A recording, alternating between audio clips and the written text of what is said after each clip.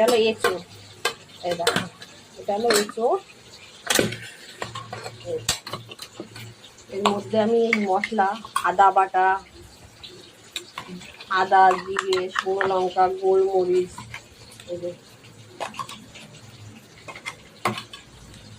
সব দিয়ে, এই যে শ্বশুর, কাঁচা শ্বশুর তেল,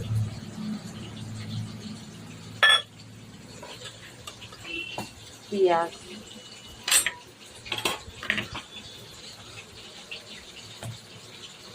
ভালো করে মাখবো। দেখো এই যে হলো এঁচোড়।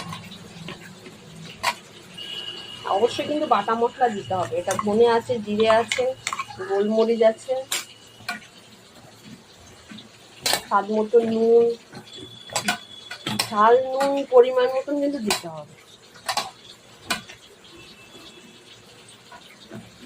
ভালো করে মেখে আমি কিছুক্ষণ রেখে দেবো।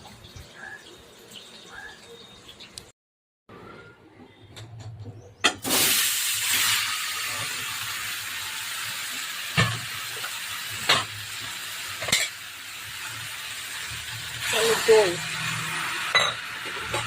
এটা হলো চিনি, আমি মিষ্টি সব দিয়ে দিয়েছি।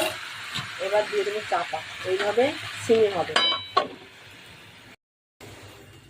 বাটা মশলা গন্ধ কি বলবো, যে কিভাবে যে সে মটন হান্ডির যে সেন্টটা, সেই সেন্টটা। মটন হান্ডি করতে গেলে তো মাটির হাঁড়ি লাগবে।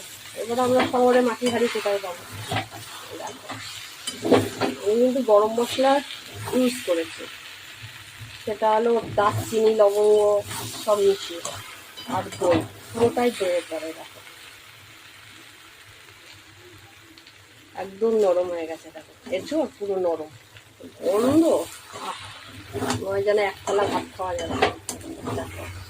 ঘি দিয়ে নামিয়ে নাও।